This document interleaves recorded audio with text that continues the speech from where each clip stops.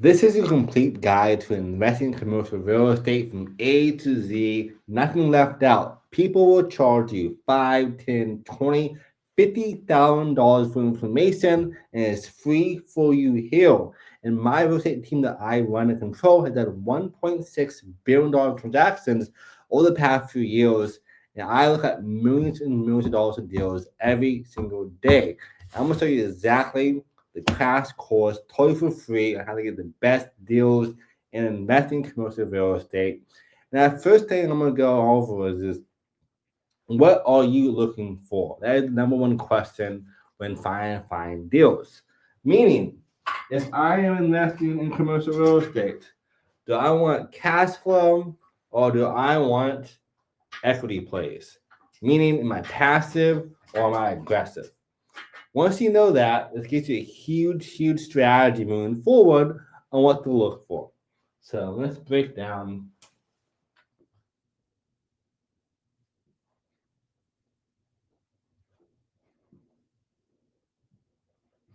So crash course for CRE, A to Z. Nothing left out.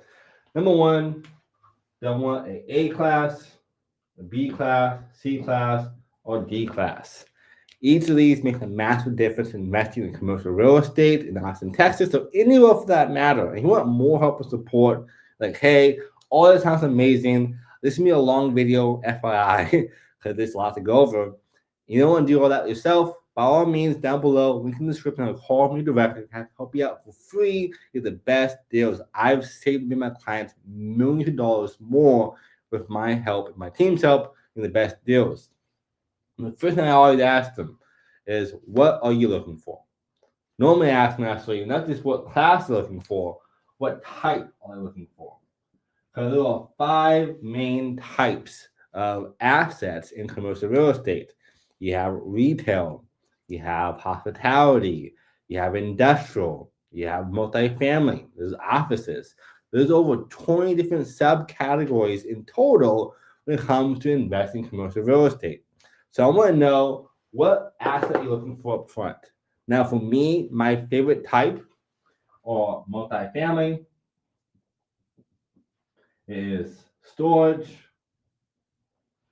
I also really like RV parks. And I will say I also like hotels, depending on the class of it. And then I also like industrial. These are my main types that I like a lot. Most of my clients that I work with, from industrial or from family offices to institutional to everyday people, entrepreneurs, are all be big on these 3 categories. And storage and RV parks are great because it's really easy to hold on to those as cash equity plays or cash flow plays, and then eventually do the development later on to bigger strategies. Well, multifamily, I think, are one of the best ones because my team's done a lot of transactions, $1.6 billion in deals. And I see that a lot of people cannot afford homes anymore. Like back in the day, people bought homes in their 20s, and now it's 30s to 40s. And I think the next 10, 20 years from now, it's going to be 40 to 50 to buy their first house. Meaning that people will always need a place to live, and multifamily, apartment complexes, and sky rises are going to be the number one place that people will be living at in the future. So you want to hedge your bets. This is probably your best strategy. So today I will break down multifamily the most, but also all these are great to do. Now A class, B, and C, and D have a different place in all of these. If I'm buying multifamily as A class, these are going to be your huge complexes, 500 to 1,000 plus units. Can be small as well. Normally just means a brand new place in a prime location. So here in Austin, Texas, this is like the places in Barton Hills or in Zilker that are super brand new, super fleshed out, and are cream of the crop. These have the smallest returns though, and are normally done through REITs, funds, and family offices investing in A-class properties because it's due for cash flow and more so to park their money someplace. How we see a savings account is how they see Class A. Class B and Class C Probably my two favorite ones to do. Class B is obviously one step below a Class A property. This one has some value add opportunity, great location more often than not. Maybe it's a C location, a new building, or maybe it's a true B location, B building. Maybe it's operational, or maybe it's physical. Maybe the building has some outdated stuff on there, be upgraded. Great, it's easy to do, more or less. Operational is my favorite one. It's just bad management. So I can say, hey, I'm going to increase rents. I'm going to have a better property manager. I'm going to make this a class or probably a B plus class by doing that. C properties can go either way. It could be a C property in a D location. I probably don't want that one because D locations are the worst of the worst. These are people that have a lot of crime nearby, is a war zone in commercial language. And I probably don't want this transaction. That means that it's always a good deal, but it's just in a bad location. And if it was in a better one, it could be a B from day one. Probably too much headache, but I can find a C in a C location or a C in a B location. That means if I upgrade this property, I can make it a B1 from day one after the operationals. Those have lower value adds. A lot of my clients love Class C if it's in a good location because it's easy to get into B class or not really A, but maybe B plus with big returns for cash flow and for equity. Next big question I'm going to ask all my clients, and for you watching this, you should ask yourself, is, of course, are you passive or active? Which means cash flow, equity plays. And then two, what cap rate do you want? You want a 5, a 7, a 10, 15 plus, which is hard to find to say. You probably won't find many 15 pluses. And if you do find 15 plus, it's probably a Class D or Class C class. Normally, the higher it is, the more you make, but also means the more problems the property has itself. So just keep that in mind. If it is a 5% cap rate, it is probably Class A. Not a lot of stuff going on, safe returns, kind of hedges against inflation if you count in appreciation, debt pay down. There's mostly parking money. 7% cap rate, 7 to 10 is kind of that sweet spot for most people. Like, okay, cool. There's some value add, there's some cash flow, while I stabilize these transactions and make it better for me. Now, this is a complete guide, A to Z. I'm going to show you how to find deals, source deals, negotiate deals, whole 9 yards, and how to even close the transactions too. Obviously, if you want extra help, just call me. I'll do all this for you. But if you want to have all these facts and terminologies broken down too, up above a whole video that breaks down literally A to Z in terms of terminologies and the language of commercial real estate, which would be too long for this video and also unnecessary for the most part. But I want to know what cap you want to have, the best one. So you have now what you want to buy. We now know what cap rate and also the class we're looking for. So now let's go find deals. When I'm looking for transactions, there are a few ways to do it. And if you're not a broker, which you're probably not watching this video, number one is going to be online. Your first main source. This is going to be Crexi. It's going to be LoopNet. Or main two for easy examples. And then number two is social media. That's going to be your Facebooks, your LinkedIn's, probably the main ones. Again, like Instagram, Twitter, TikTok. I wouldn't waste my time on those platforms. You probably can find deals on them, but most people in commercial real estate are going to be on Facebook and LinkedIn, your two main platforms for social media. Number three on our list is going to be brokers. So myself. Again, the best thing for you watching this, again, just let me know how to help you and get the best deals. I've saved me my clients millions of dollars more for help, and we do all this for you and more. So brokers, next thing, most brokers have off-market deals, pocket deals, or deals coming soon to the marketplace. Even places like Crexi and LoopNet have them too. There are people, oh yeah, I know some guy named Johnny who lives down the street. He's had a deal coming to the market soon. Let me call him for you. They want to win your business. So even these people help you find deals as well if you build relationships. Which is our next big point. is people. People you know, people you're friends with, you're networking with, your golf club buddies, you name it. This is where the money really moves. Like you want to find brokers like myself, people who are super connected to other people, because this is how wealth works. It is all a game of relationships. It is connections. This is how people who are truly wealthy, people already know this, are moving their money back and forth and their trust.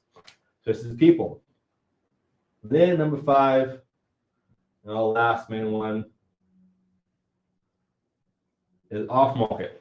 And off market is me cold calling, and you cold calling, cold emailing, cold texting, knocking on doors and offices to find the owner of the asset places. These are five main strategies for finding commercial properties. Social media too. You also add like ads. Now on to recommend ads for it. I can do postcards for this. I can do all kinds of strategies. So each of these have subcategories too, for the most part. This is gonna be our main strategies of finding out market deals. Now, because we are online doing this, I'm gonna spend my time on Crexi and LoopNet for all ways to do this. You can do it now as well. Especially if you're watching this, do this with me, or again, call me. But either way, do this now as well. So I'm looking at all strategies. I now know, so caveat before I go too deep into this, if you are a brand new investor watching this, you should invest in your backyard and not across the nation. So if you live in Austin, Texas, like I live in Austin, Texas, you should invest in the Texas Triangle.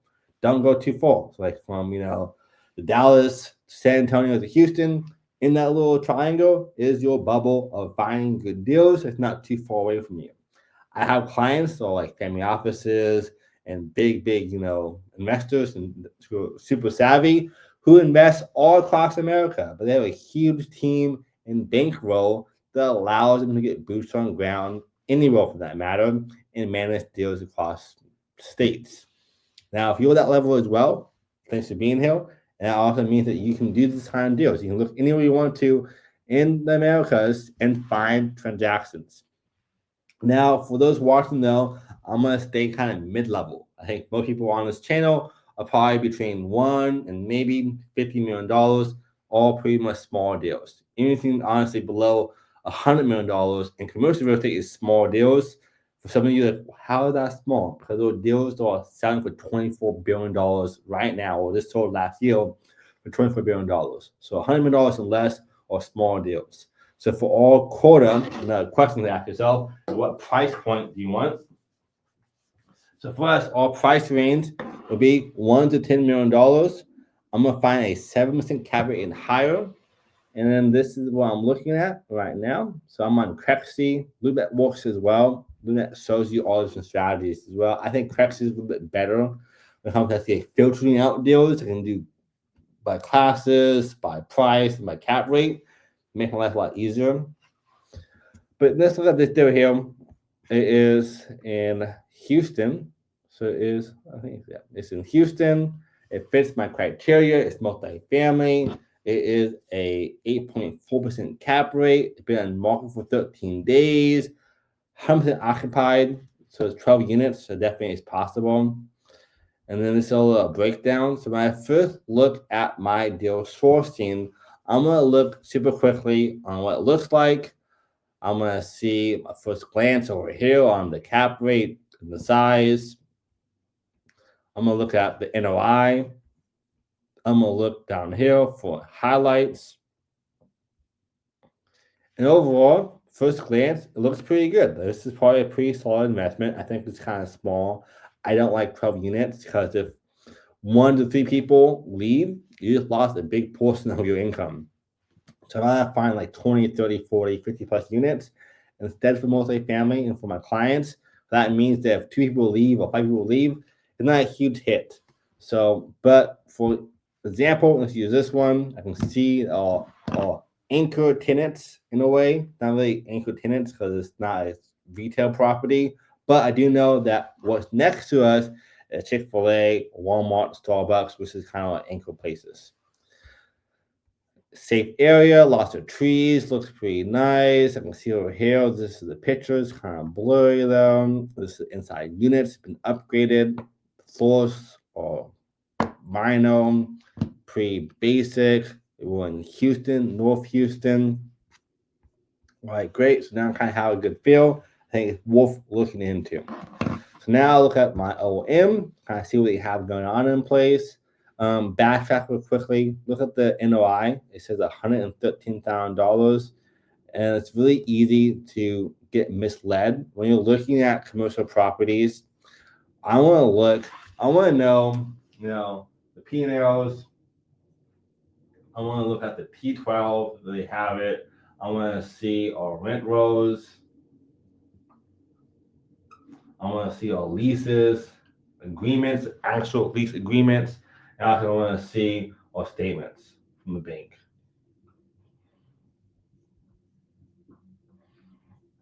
If I have all of these information, I can do a really good job underwriting the deal. And then from there, after I do all this, it's now time to do LOI and a PSA, and I can go to the property, boots on the ground, and look at it.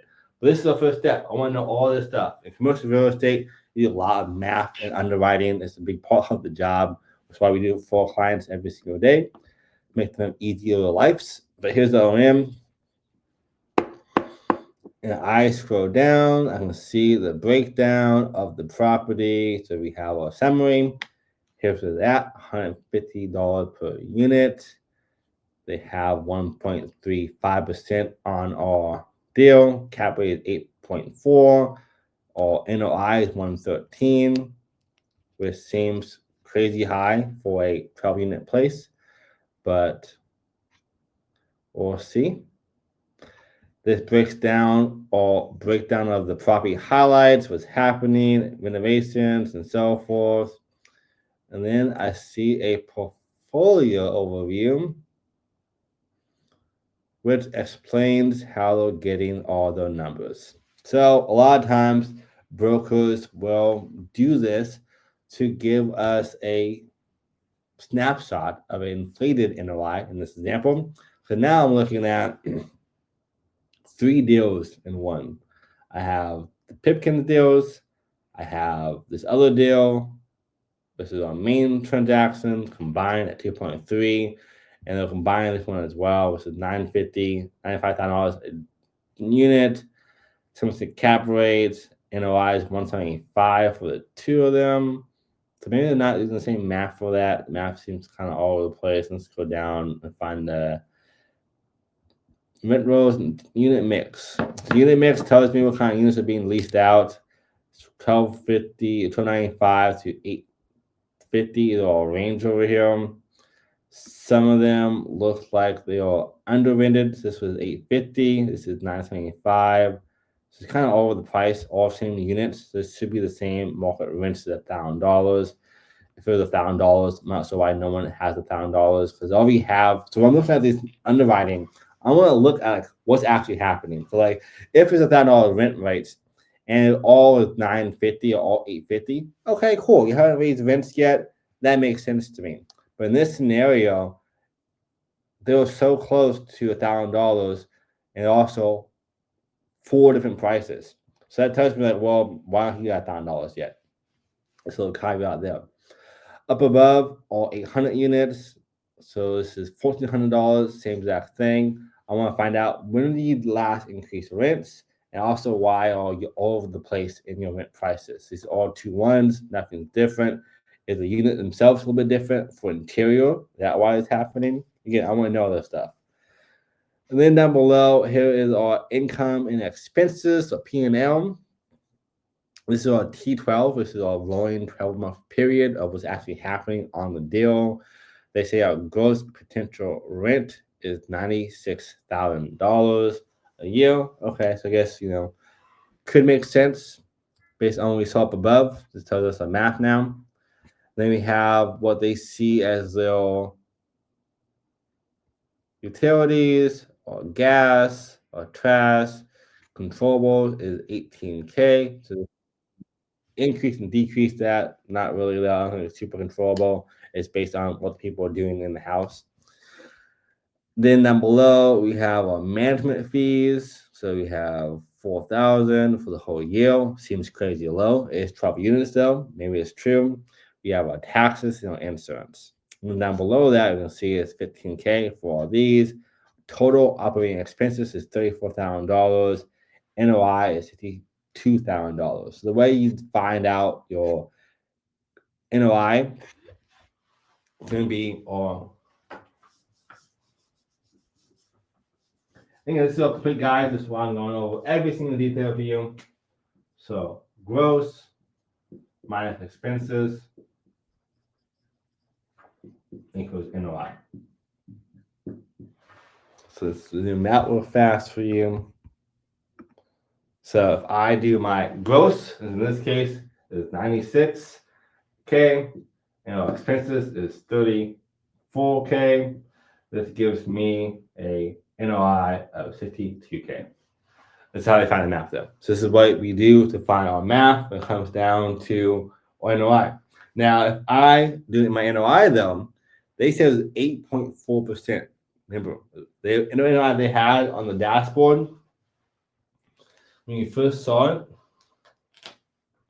was $113K. It is half as much, a little less than half.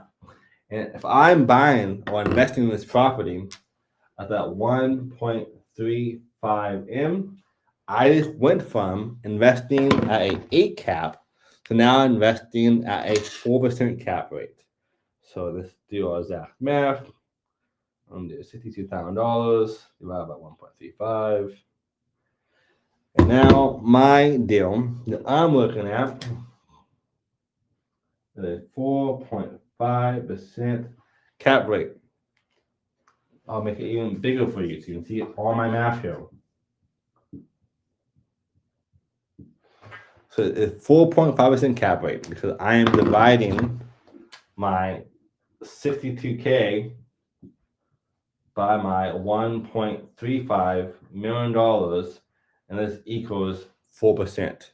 So this deal already, I don't like it. Like, why one, the numbers off so much? How did they get the NOI of being $111,000 on a 12-unit place? Seems crazy. Even if I was to do, let's go back to our screen. We'll reverse engineer what we're looking at. On average, we have 1233 times 12 times 12. So we could make potentially $177,000 in the whole year. I'm timing my 12 units by my monthly rents, which gives me 15K a month potential income. Then I times that by 12. It's showing me my all-in math. So right now is occupied at 100%, and I'm just using averages. And if I scroll down over here, let's see Forma. It looks like it's on par. So this is 177. So this is a T1 income, not really T1 because let's use Forma.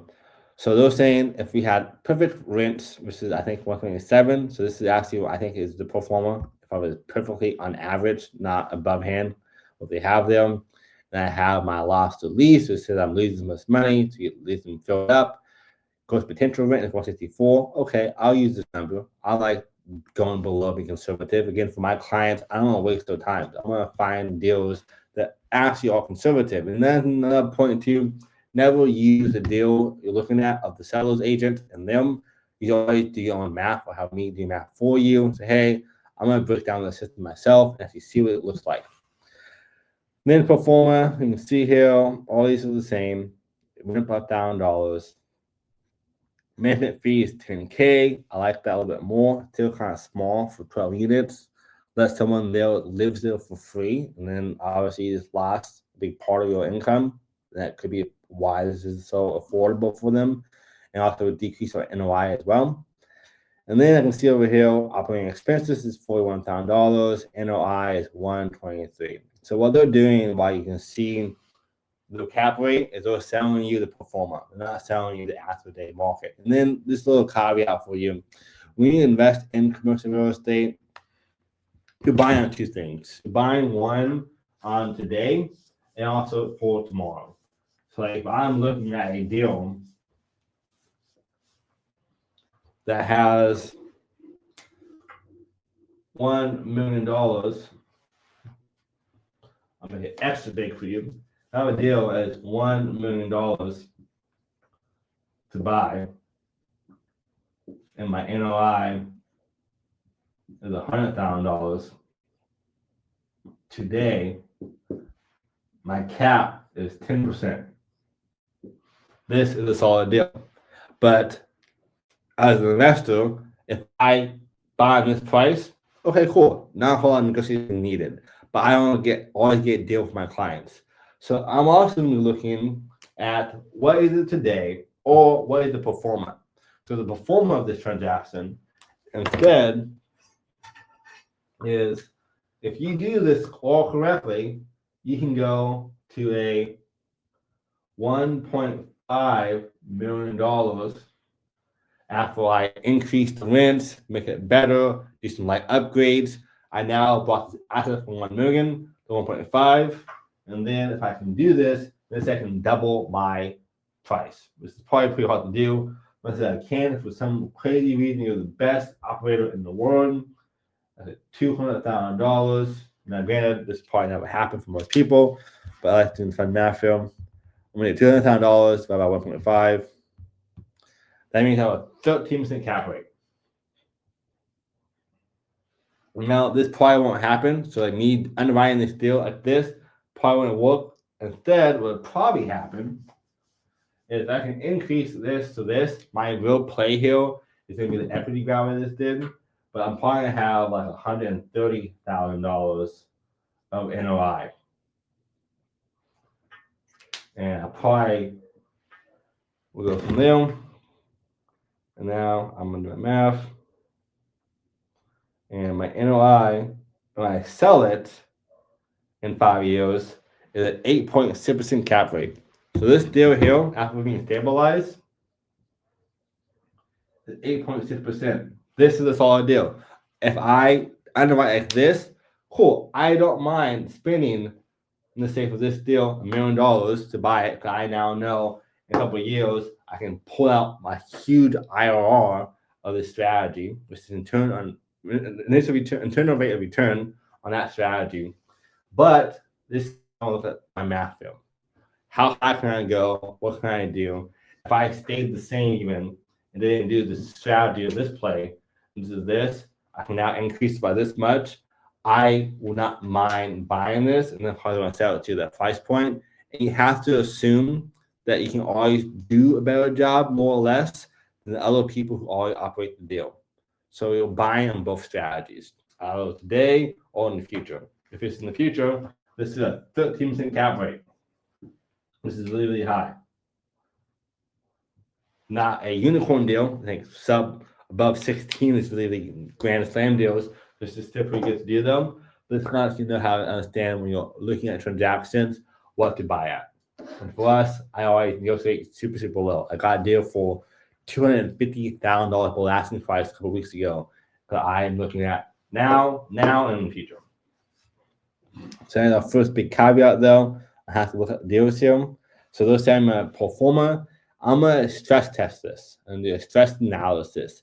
And I'm going to see that I actually justify these numbers. I also say, too, this is a pretty small P&L. I almost see more stuff here, lease terms and stuff like that. But if this looks good on paper, like, great. I'm going to call up the agent. This is the next step. Call the agent. I'm going to ask them for more financials. I'm going to ask them for a complete T12, the rent rolls, everything else. It's 12 units. It's an easy deal, honestly, to do in terms of underwriting. And then on top of that, I'm going to do two more steps. One step is that I'm actually would go to Google and with my chat. If I had all the documents, I would input all these documents myself. So come over here. Let's copy all this.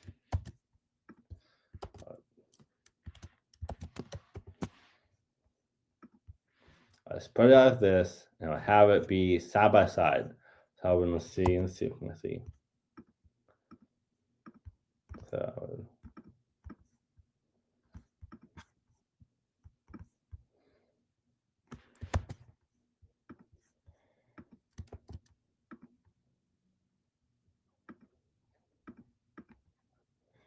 So if you can't do it that super easily, and you want to save time, what I do too is do this. Come over here to ChatGPT. This is a pro hack for you. Pop this. Put this in a Excel.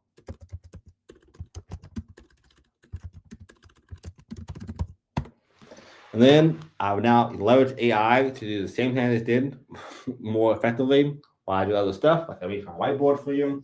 And now I'll have it be all broken out. And then, of course, with ChatGPT and AI, you should always fact check everything. I don't just take it for trust value. I even made a CRE underwriter. I use like books from like Harvard professors and from my own team and from BlackRock to really make my own AI bot. And I still don't trust it all the time. It's like, let that really sink in. I literally made a bot for my underwriting to help me fact check and double check my work. I do it first yourself.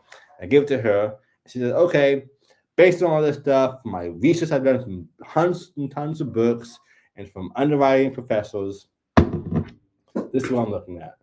And this gives me a really good example of that's happening. So I still check my work. Here we go. We have our new spreadsheet. There we go. All broken down, nice and neat. And come back over to Excel. And then I'm going to do import, upload, document, boom. I want it in my Google Sheets.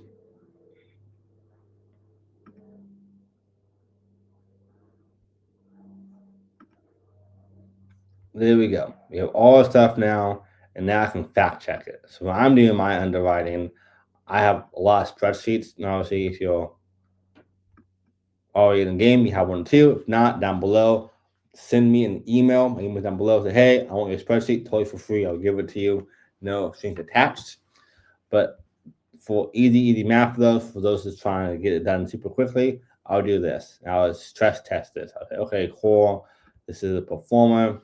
Copy this, paste it over here, and I'm gonna see that I actually agree with this. And when you do this, I'm gonna come over here. I'm going to copy this address. I'm gonna first come over here to Google Maps and look at the map. I want to see what's nearby. I can see we're up north Houston.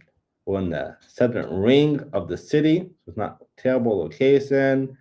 It looks pretty suburban based on all the trees nearby. So I like that. It means it's a pretty safe area. This is a good example of what it looks like. There's a church nearby, tons of homes. And all these people here, these are your customers. These people who live in this suburb are all your customers. So already, I know that this house, this multifamily unit, is probably pretty good. Because I know that these people might want to move next year or next month and maybe want to downsize to this place if they're already leasing.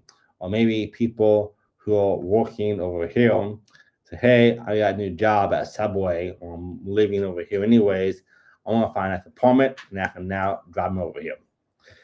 So I'm going to see the apartment building, and see how it looks. I'm going to see what's nearby. How many apartments are here? So this is over here, a duplex. This is Academy. That's also nice to know. I can market to them. Here's another church. It's a safe neighborhood. I like already based on the neighborhood. And I don't see a whole lot of multifamily stuff. Like this is like one of the only units I see for that. With one begs the question, why? Why is not more people doing multifamily over here? Like, is there some kind of restriction? Did they get lucky finding this deal? Do they build themselves? All these things you ask yourself that kind of question. But then I'm gonna grab my guy over there, pop him down. I'm going to see the street view. Here is the multifamily. Oh, there we go. I see right behind us. You couldn't tell from up front how this house is. Here's some new multifamily places, brand new, just about. You can see down here how new it really is. So let's go over here. And I'm gonna see the streets. I'm gonna see if it's all beat up. Oh, so this used to be a motel. So back in the day, this is a fun thing about real estate. And this at one point in time was a motel. It's all updated and brand new and probably rezoned to do this, which is great. It's a huge value add right there. Now I know how long ago they buy it, what do they do, what CapEx or OpEx has been deferred. I mean, because the fence kind of beat up, lots of cars in the streets. It's fine though. I'm gonna see the units. This door's open. There's some AC units over here for wall mounts. This kind of beat up there. So this one really, you want to look at this kind of stuff. And also, you can do see more dates. This is a easy core horse for sale up front. I'm gonna see more dates. And now I can look at what was it like in 2022. Still a motel. So I know they bought it in 2023, but obviously it's now a new place.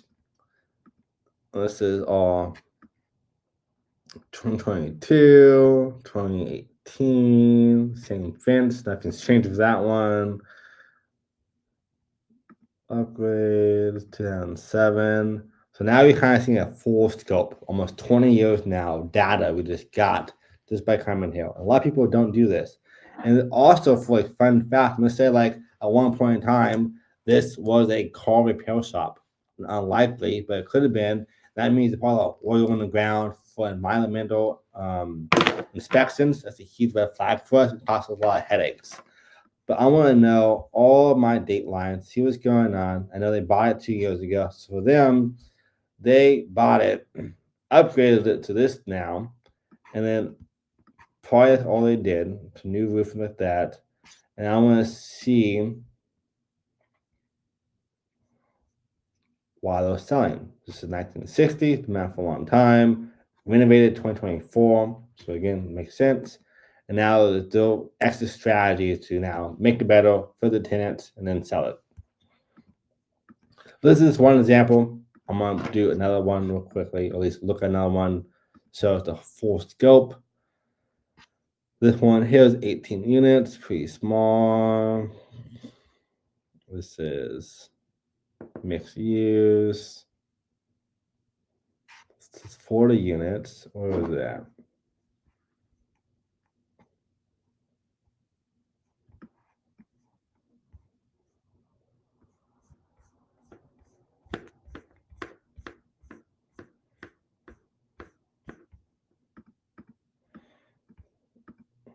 All right, so 40 units. This one. This is Paso. I see I want that. It's super far up north.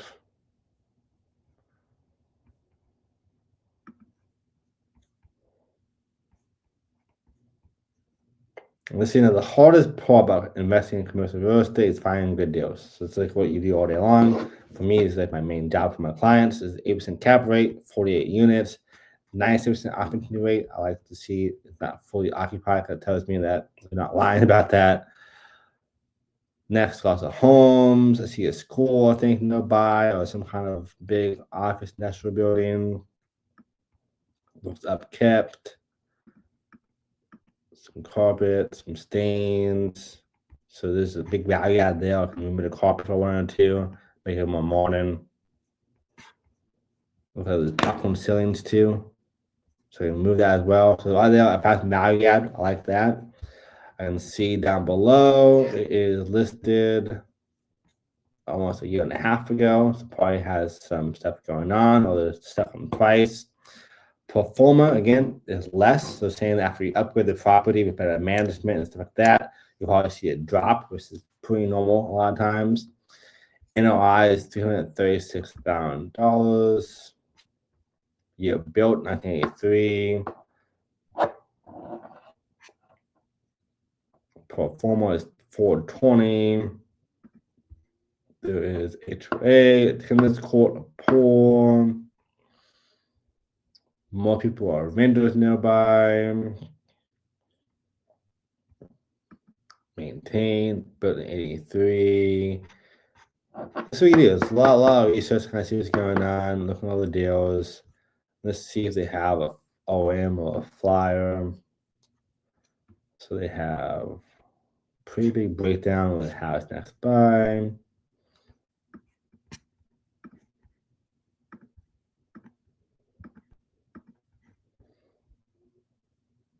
And then here's the photos. Also, too, when you do a next step after this, I'll look at pretty soon. But I'm gonna look at the map again here shortly and see what's nearby. You can see all the income, populations, and age, and race, and housing environment. Most people are owner occupied, rental occupied, 3 miles. There are a huge influx of those, some vacant ones. Here is our year 1. Went to income 603, scheduled rents. They have a turnover vacancy rate of $30,000. So gross was 573. NOI is 328. Again, when you see this, I also want to ask, like, is this actual or is pro forma?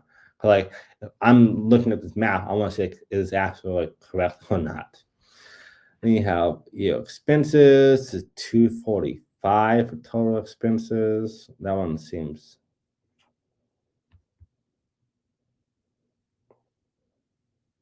pretty high.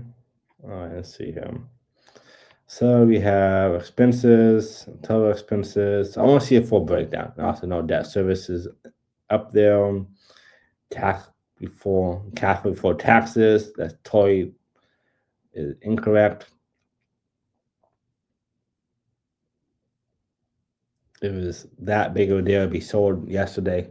If it was like, if I made $300,000 after spending $4 million, my cash on cash return is pretty high. So let's say this fund math here, zooming out, $4.5 million divided by 20% times 20%. It's 900K. That's a 30% cash on cash return. So like that would be incredible. It'd be sold so quickly.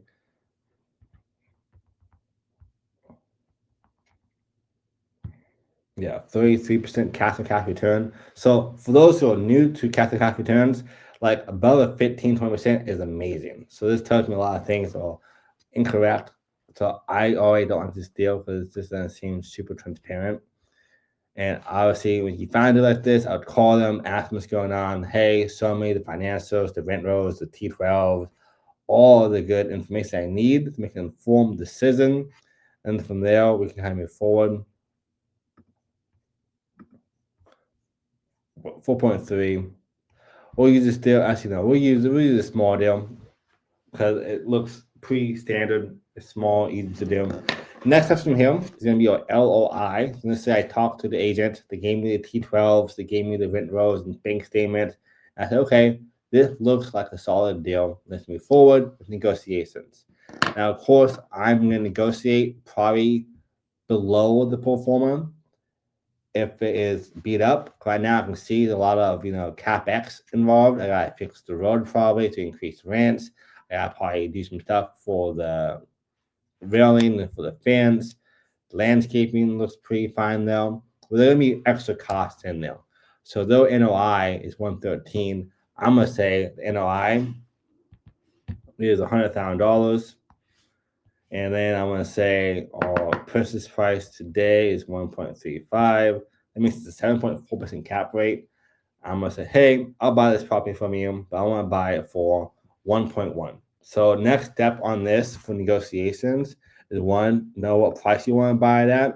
And if I'm buying a cap rate of 8% for my investors or for you, and it nets $100,000 a year of NOI, and my purchase price for this property, I'm gonna say I want to have a cap rate of that.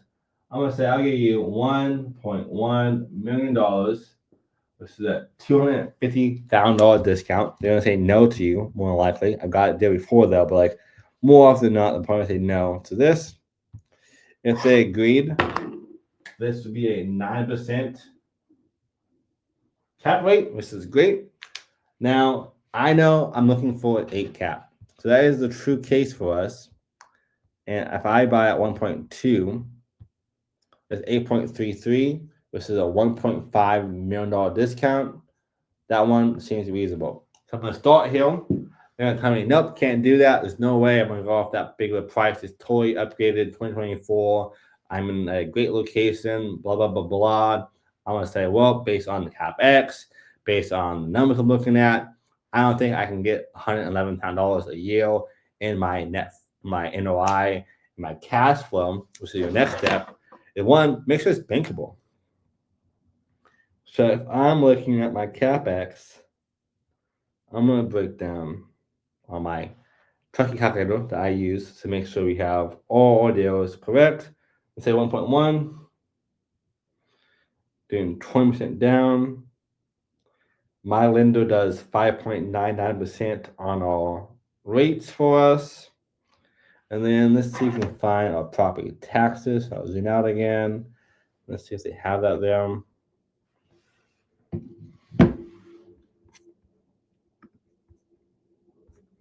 So they probably have it in here. And then all M.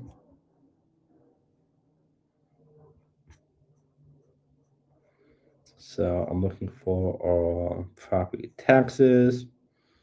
So they have taxes for 4.8K a year, 4.9K a year.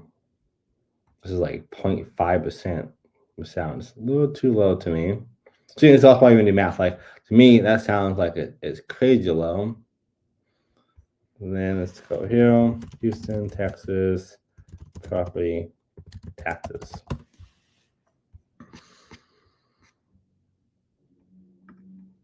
1.77. Okay, this is close enough. I'm just going to use this for easy math here. Obviously, if you're doing real underwriting, you will make sure you do the real math, but I'm going to do this math instead because the math is also off. So I'm spending, so they're paying way more in taxes. They're paying like way less in taxes. My calculation, my taxes is 1.5K a month on a 1.1 million property. I mean, it's like 17, 15K a year.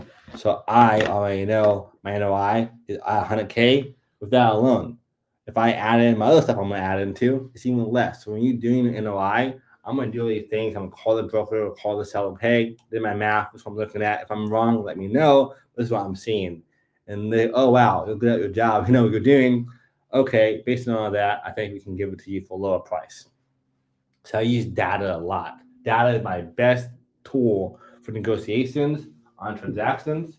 Now, if they say the numbers made sense and I have my payments, let's come back over here. So I looked at my calculations. Actually, I was going to show it to you. You can see it.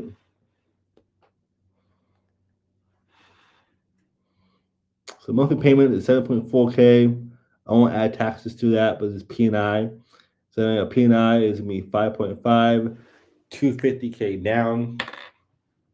So I'm going to be spending 5.2K a month for P and I.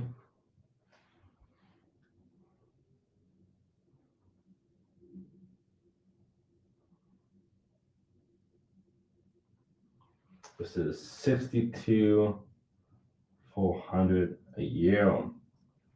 And my DSCR in this example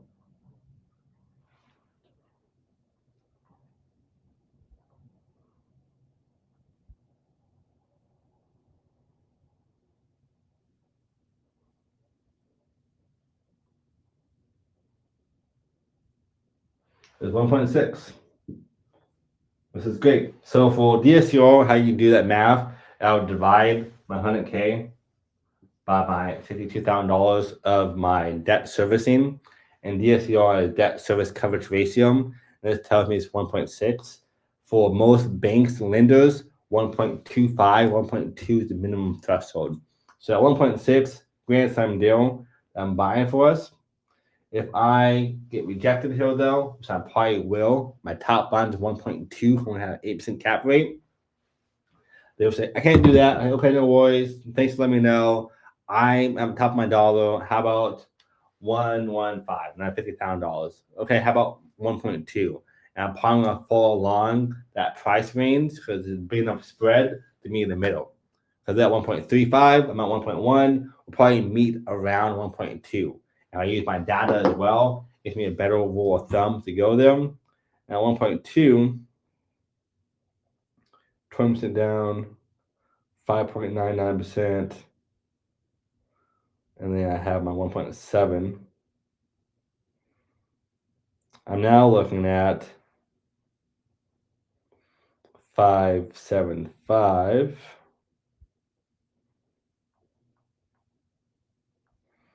So it's $69,000 a year at my new number. So 69K. If I do 69K, about 100,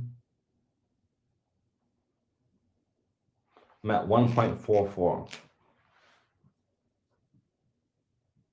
So if the number is correct, $100,000 NOI, probably a little less than that, I'm still buying a good deal. So this is how I understand. And at this price point as well, my cap rate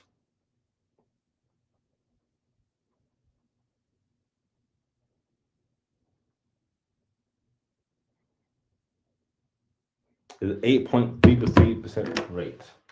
So at 1.2, 8.3%. Now with the promising. So I'm saying, okay, cool. I'll buy this deal. I want to have an 8% cap rate. This is my number. How do we do 1.2? We're gonna follow there. So now let's say they accepted my offer price, they agree to our terms. Now the fun part.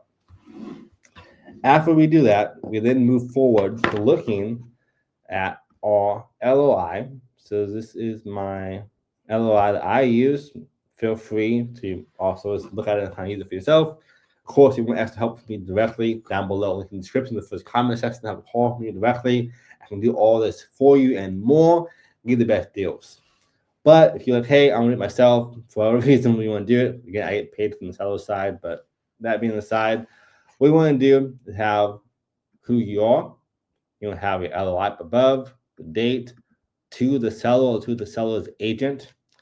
Then you have your RE, which is your subject property. So in this case over here, it would be for 7430 Mount St. Houston, Texas. And then I'll also add this as well in parentheses on the sidebar. This is legal jargon, telling it's not an actual PSA. It'd be the purchaser, so either you, your entity, LLC, the address of the property, the purchase price.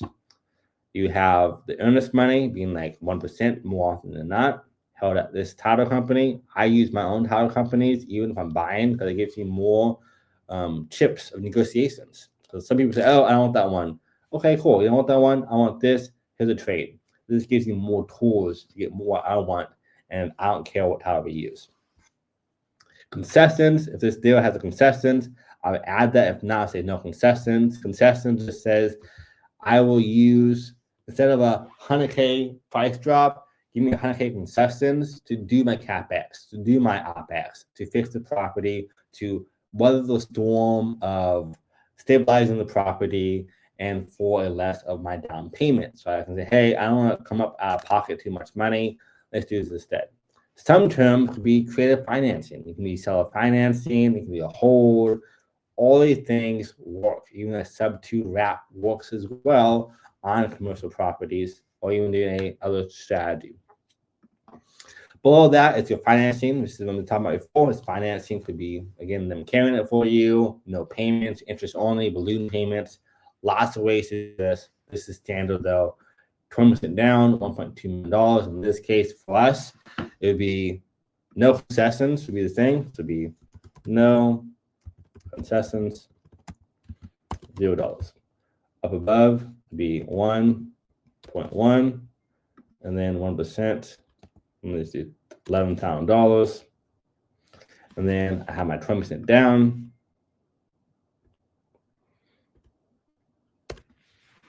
This is going to be 220.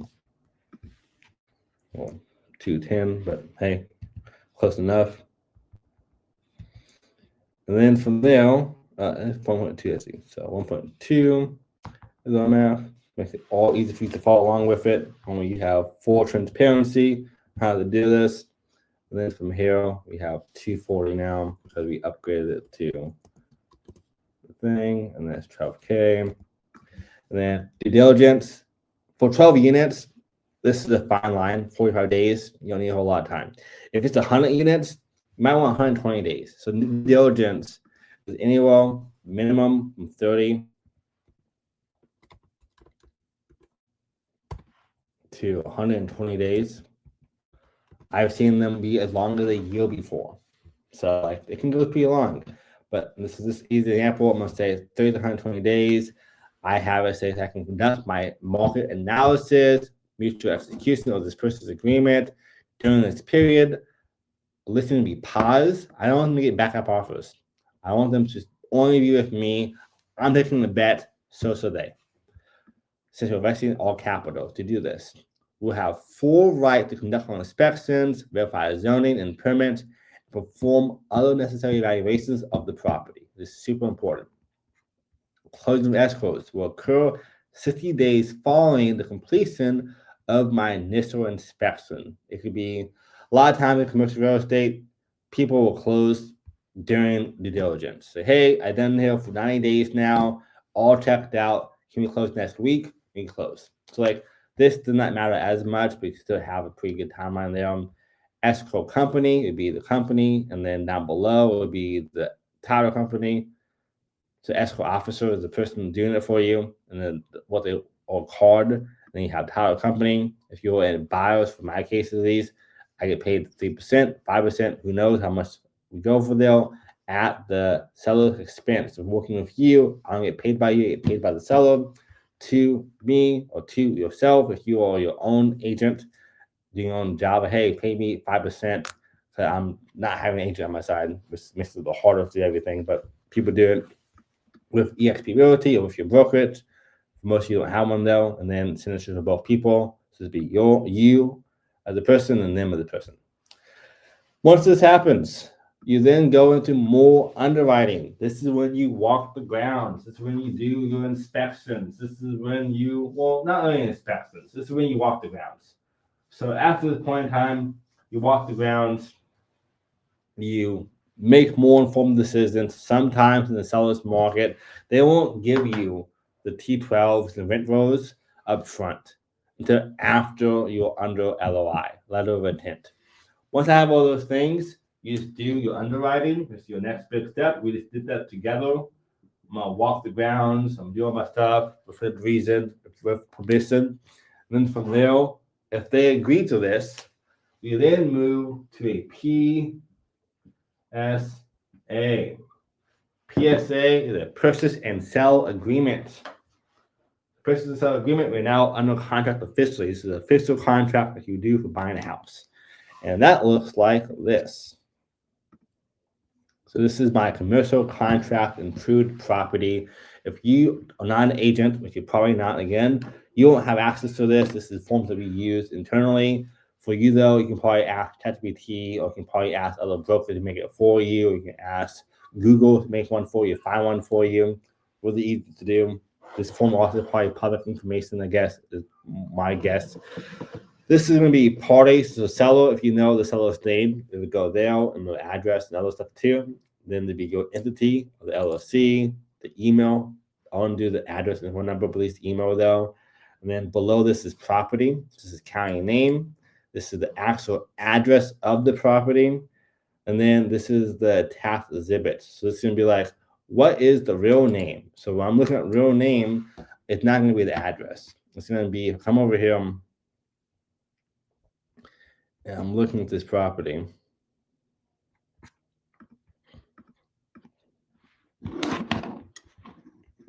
They should have it someplace. They don't.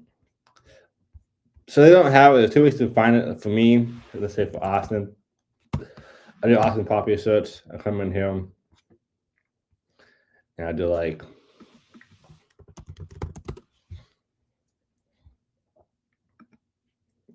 easy example. I don't know who the person is. This is the St. George College. This is fine. It's commercial real estate. I'm buying this building now. This is a legal name. So I'm buying the college. Legal name was Lot 10, Block 10, St. John's College, Adam. So I'll come over here to our form we just looked at. I paste it there, and that's how I find the actual form. So if you can't find it to the broker for some whatever reason, or like not working with me to do it for you, that's how you'd find it for property searches. They'll honestly just give it to you though. All this stuff is legal jargon. I don't really explain the whole contract to you because you might not even have it for yourself, but I'll explain to you what it does, how to use it. This is going to be anything we have for extra tangible properties. Hey, I'm buying not real property. They have like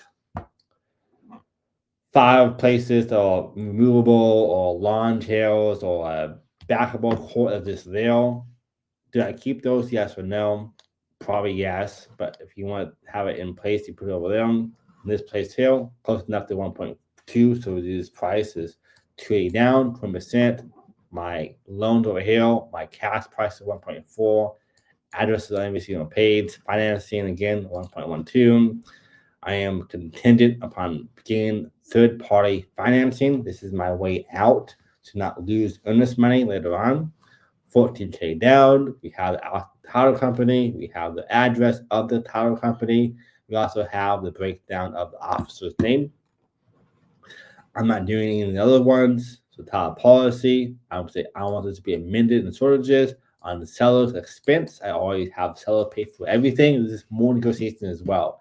Now, also, for you know too, during this stage of doing negotiations, more often than not, it's going to be your agent. If you don't have one, it's going to be your attorney. Your attorney does a lot of this. So they will look at the PSA and so will the seller's person's attorney as well. Say, hey, after looking at this deal, I'm going to change this and move this and move this. There's a lot of line items happening a lot.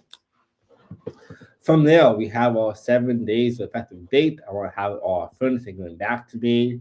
And then I'll show you within 21 days. After the seller's expense again, my UCC is going to be 7 days. For a place like this, super small, getting all uniform commercial code, not that hard to do. 7 days is more enough time. Objections. Hey, I'm serious. I'm going to have 7 days to object if I don't like it for the buyer side. Down below, conditions, property sold as is, where is condition. So I'm going to say, I'm buying this property as is today. I did my LOI writing. I already saw this deal. So underwriting, LOI, the underwriting, PSA, I want it to be the same exact way I saw it beforehand, how it is right now. Feasibility is our due diligence time period. So 30 days in this case. Again, short amount of time for small places like this, though, easy to do. My earnest money is going to say $10,000. So this is saying, hey, I'm serious. Here's $10,000. And then if I decide not to move forward, I will lose money. So in this case, if I back out, I will lose $10,000 of that 14K. Saying that I won't back out. This is a serious play because I'm making them take off from the market. It's a risk for both parties. So you want to show some skin. I've done deals before where I said I'll give you $1,000, $500. They accept it. So they don't say it's all set in stone. So like, hey, I want to invest, but I don't want to lose a lot of money. Don't worry, you don't have to. But like, this is why we do so much work doing underwriting to make sure it's a good deal from day one, so you don't lose money. So by the time we're doing this, we already know it's good. And there are ways to get it back. Of like, hey, I saw this property. You guys gave me wrong numbers, or you guys lied to me about something else. I won't retain my earnest money and talk to my attorney to make it happen. It is legal, obviously, but like there are ways to do it. But again, if you're making sure you're making informed decisions, that won't be an issue. Down below this is feasibility period extension. So if I need to extend for a reason, I'm going to do it for 10 days. I'll pay you $2,000 more per 10 days. And then if I back out, you keep $1,000. So again, more skin in the game. None of the stuff that really matters. Property information, this is super important. I want to have the rent rolls and leases, copy of leases, agreements, mineral leases to the property, current inventory of the property they have any. I want to know all the current services, utilities, maintenance agreements. I want to know the warranties, the hazards, liabilities, the leasing and commission agreements for all people involved. I want to know all the invoices for utilities holders. I want to know the seller's income expenses statement from this date to this date. Normally 2 years is enough. I want to know the real and personal property tax statements of this unit past 2 calendar years. I want to know the tenant reconciliation statements as well. That's 2 years. And of course, over here, super nice to add in like, hey, I want all the above to be provided if the seller has it. This just says, hey, I am being, super due diligent. But if you don't have it, like, I'm not gonna kill a deal over it. It just makes me feel better about moving forward. So sometimes if it's an old school person, they probably don't have all this stuff. And you don't need all of it. It's super good to have, but you don't need all of it. A stop certificate, 30 days, just by this date. We have the agent name or your name if you're doing yourself. I only do this person for this case for the business brokerages, 3% paid for in my county or your county. If you're doing it yourself, down below we have the commissions on the closing period of 15 days for extensions. We have a general warranty. This does make a big difference, so I would normally do general. Down below, this is also good to do. Buyer may assign the contract, but only to an affiliated entity. So a lot of times when you're investing in real estate, which you probably already know this, hopefully, you are going to be investing in your current LLC, and then you'll make a new one, not waste time and money close to closing, and you'll trade that into a new one. So your holding company might be your main one you have in place up front. You say, hey, it all checked out. I made a new one. I named it Mount Apartments LLC. So I keep track of it pretty easily that way. And I'm going to be buying it in this name now. And you can change it over there. Super common. No one really cares. Then from there, we have defaults. We have cause and loss litigations. We have buy, receive all notices per email. We have a commercial contract for financing. And we have information about broker services, which is me to agent.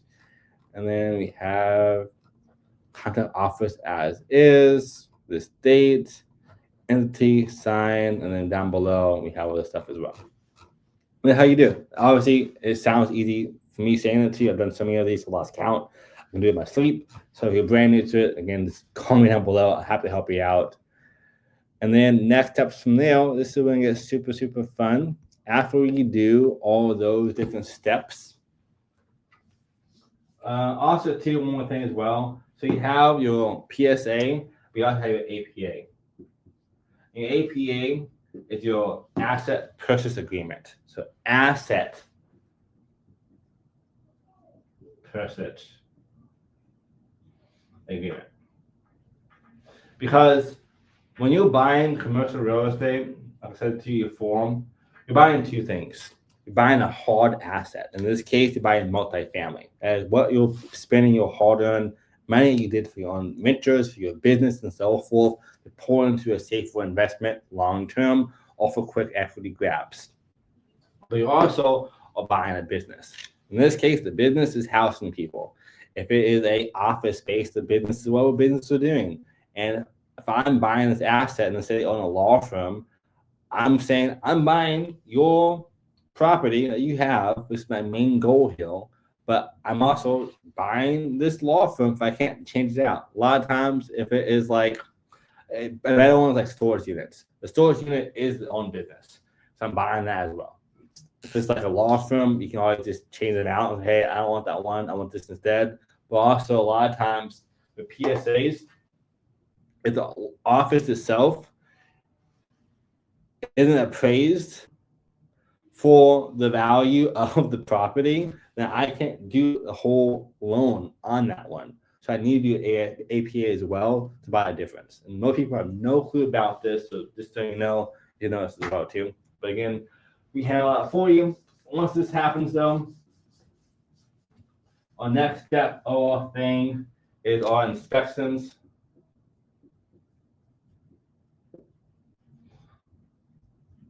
Inspections happens. This can be like structural. This can be environmental. Sometimes it can be soil, if it's like dirt only. They drill down a little bit and see what's going on out front of you. You're gonna have utilities and all the different things. You have phase one normally is the case, and then sometimes phase two. And this is all big inspections. Now, obviously, you get a schedule to go there, tell what's going on, and then there you say, hey, got my inspection report back. I want to reduce the price again because now it looks like not working at all. This is our first step, though. It's your inspection period. And then after that happens, stuff in the background's happening too.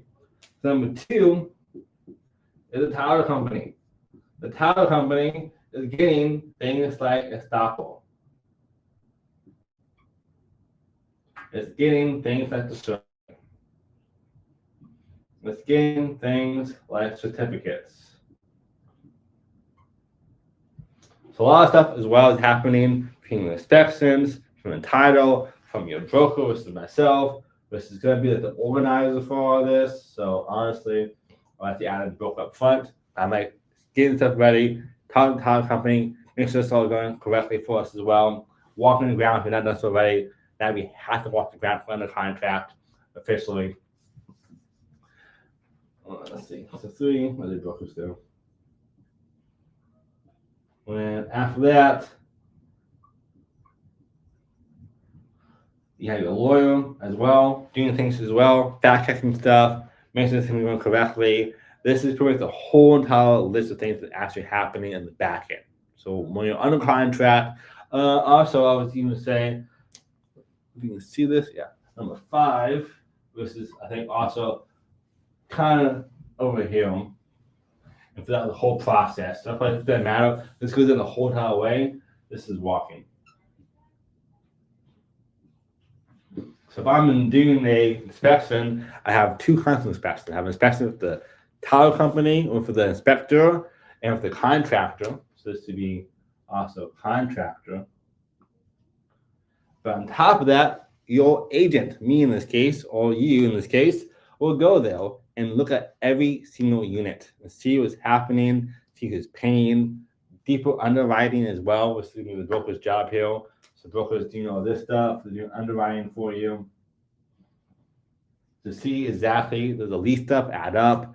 Does the T12 add up? The expenses add up? If it is an office space, I'm calling other places to buy at the place to see who does my groundwork for me, who's in charge of maintenance, and all those things. If it's not triple net, all these things make mathematical difference when it comes to investing in commercial real estate, and all these strategies. And then once this is done, I'm done with my inspections, and I'm done with my walkthroughs, and I've done to agreed upon price on my PSA, my APA, and we're all good to go. Now celebrate. You will then deposit the rest of your funds into the account and have a nice closing. Everyone's happy. So this is your A to Z. Now I'll do a quick recap. I know this is a long video of what it is to a whole crash course of commercial investing. And of course, this seems simple. Like this, this whole process seems simple in an hour-long video, but it's actually like a months of work. Number 1 is decide asset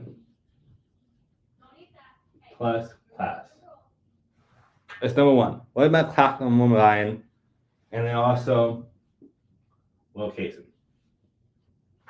Number 2 on our list is deal flow.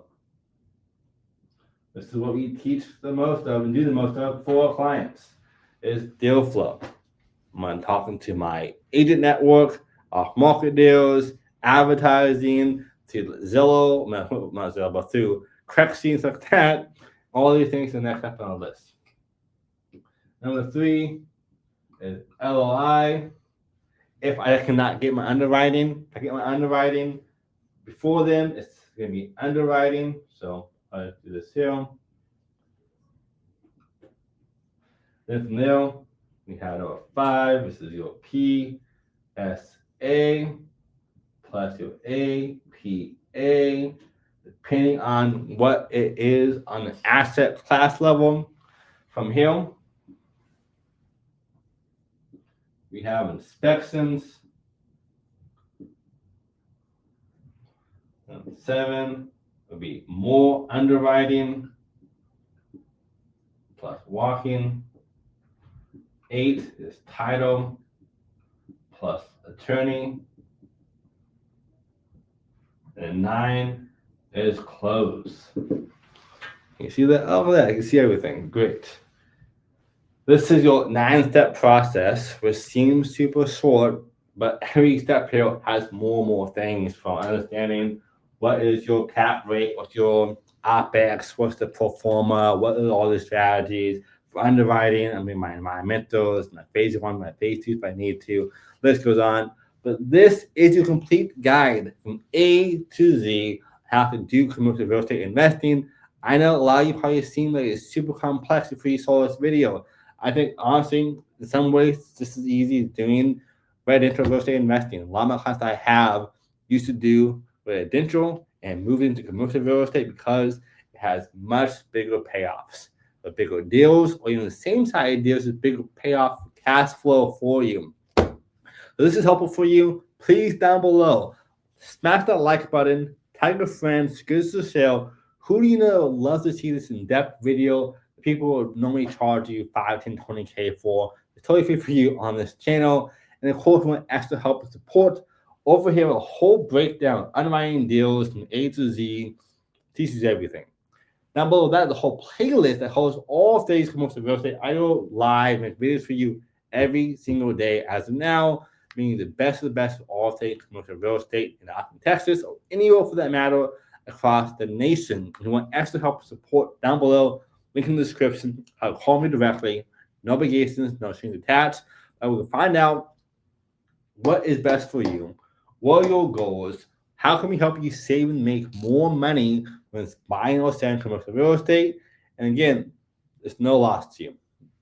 But as always, thanks for watching. Have the best day yet. I'll see you at the top. I'm glad to have you here.